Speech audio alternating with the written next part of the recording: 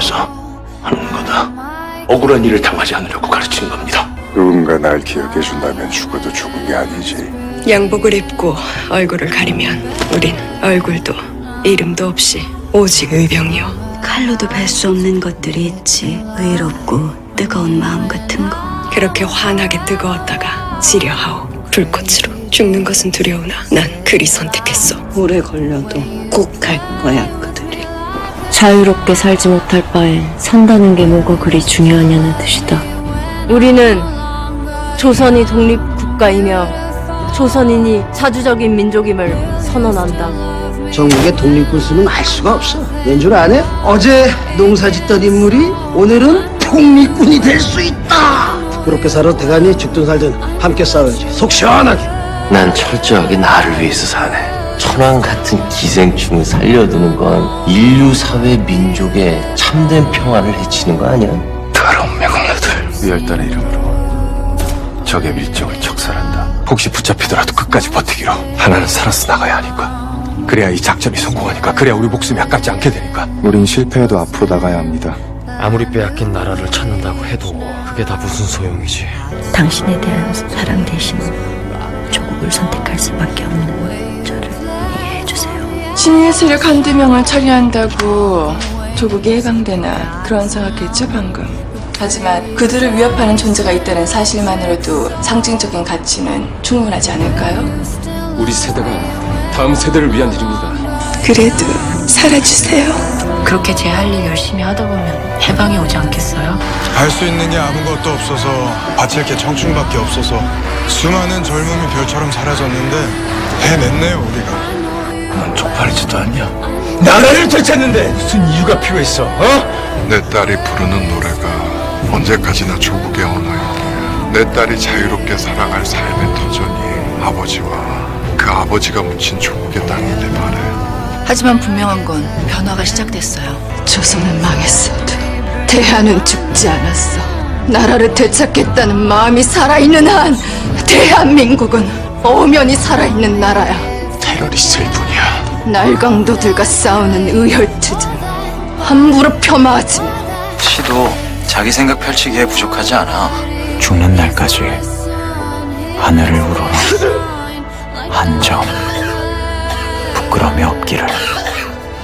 둘을 죽인다고 독립이 되냐고 모르지. 그치만 알려줘야지. 우린 계속 싸우고 있다고. 해방이죠. 하지만 너무 많이 죽었습니다. 사람들한테서 잊혀지겠죠. 미안합니다. 일본을 몰아내기 위해 내가 할 수 있는 일은 무엇이든 할 걸세. 필요하다면 총도 들고 칼도 들고 폭탄도 들겠어. 이 말과 글이라는 게 민족의 정신을 담는 그릇인데 우리는 지금 우리의 말과 글을 지키고자 어렵게 이 자리에 모였습니다. 말은 민족의 정신이요, 글은 민족의 생명입니다.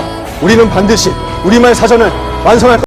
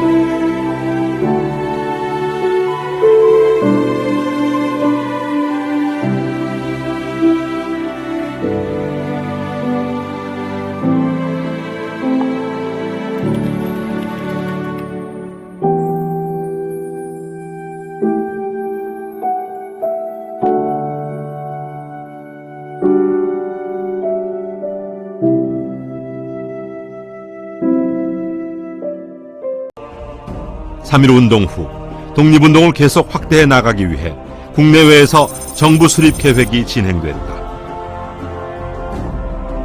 국내에서는 한성정부의 출범이 선포됐고 연해주에서는 대한국민의회가, 상하이에서는 대한민국 임시정부가 수립됐다.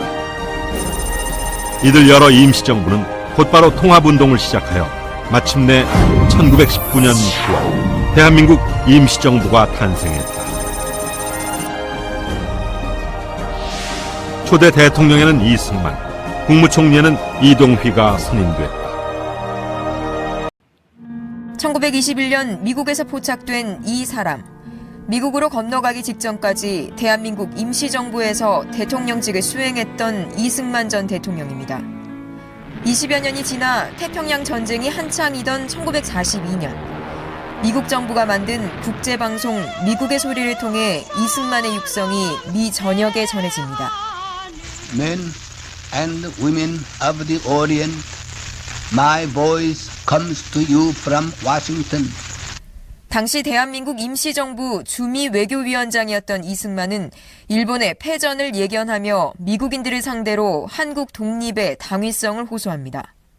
He tells you first, if the Japs win the war, all the people of the Orient will gain their freedom.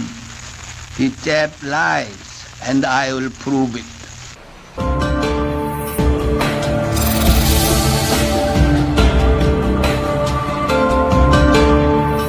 1941년 이승만은 일본 내막기라는 저서를 미국에서 출간했습니다. 이 책은 한국인이 쓴 책 중 처음으로 세계적인 베스트셀러가 된 책입니다. 일본의 패망을 미리 내다보고 한국의 독립을 예언하는 내용이었습니다. 우리가 감히 예상하고 갈망하고 있는 것보다 더 일찍 자유민주주의 진영이 일본의 팽창을 꺾고 일본 영토 안으로 그들을 구겨 넣을 것이다. 그리고 평화가 다시 올 것이다. 그때 우리 한반도는 전 세계의 자유국가들과 나란히 설 것이다. 고요한 아침의 나라로서 세계 앞에 당당히 서게 될 것이다. 이 책에서 특히 문제가 된 것은 바로 이 대목이었습니다. 나는 왜 미국이 일본을 방임하는지 도저히 이해할 수 없다. 일본이 강해지면 반드시 미국을 공격할 것이 분명하다. 미국은 일본의 침략 근성을 모르고 있다. 일본이 섬에서 나오지 못하도록 일본을 먼저 눌러야 한다. 처음에 이승만의 주장은 큰 호응을 얻지 못했습니다. 미친 사람의 소리라는 취급까지 받았습니다. 그러나 같은 해인 1941년 12월 7일 일본이 미국 진주만을 기습 공격했습니다.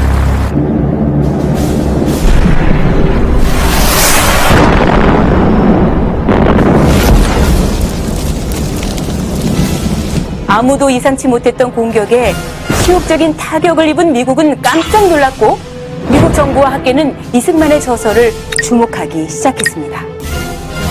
대적이 그의 멸망을 계속하느라고 미국의 준비 없는 것을 이용해서 하와이와 필리핀을 일제히 침략하여 여러 생명의 인명을 살해한 것을 미국 정부와 백성이 잊지 아니하고 보복할 결심입니다. 대외의 준비가 다 되는 날에는 우리가 여기서 공포할 터이니 그제는 일시 일어나서 우리 금수강산에 발붙이고 있는 외적은 일제히 함몰하고야 말 것입니다.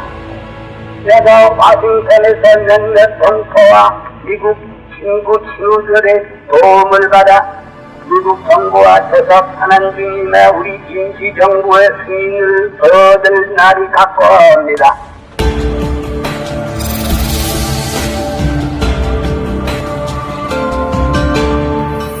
진주만 공습으로 미국은 일본과 태평양 전쟁을 시작합니다. 이승만은 지금이야말로 미국 정부로부터 대한민국 독립을 승인받을 절호의 기회라고 판단했습니다. 미국 정부도 이승만의 외교 활동에 적극적인 지지를 보내기 시작했습니다. 1943년 11월 27일 루즈벨트 미국 대통령, 저칠 영국 수상, 장개석 중국 총통 등 연합국 정상들이 이집트 카이로에서 만나 이른바 카이로 회담을 합니다. 이 회담에서 한국의 독립이 처음으로 국제적인 약속을 받았습니다.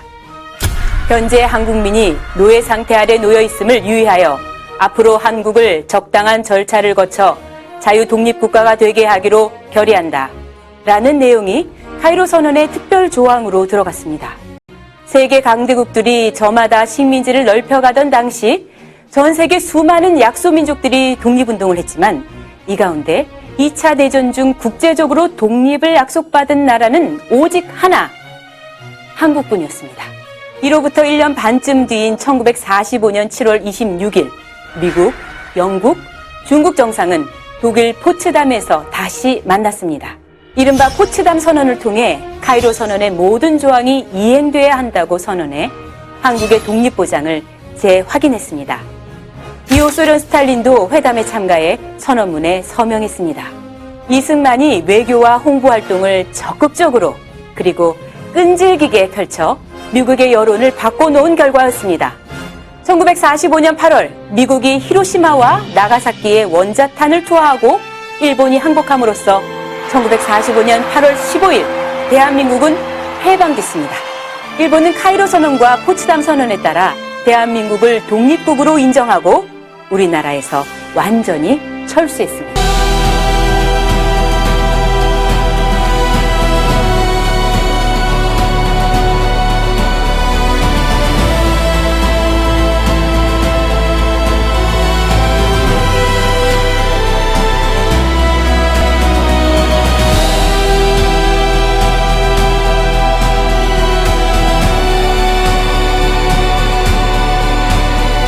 대한독립 만세 해봅시다. 대한독립 만세!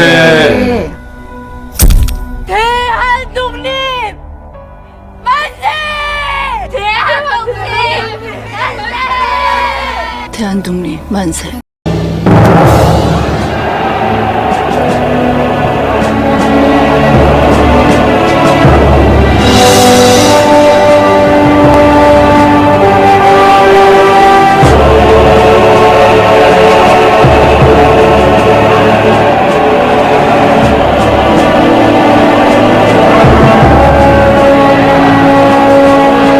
그날이 왔다.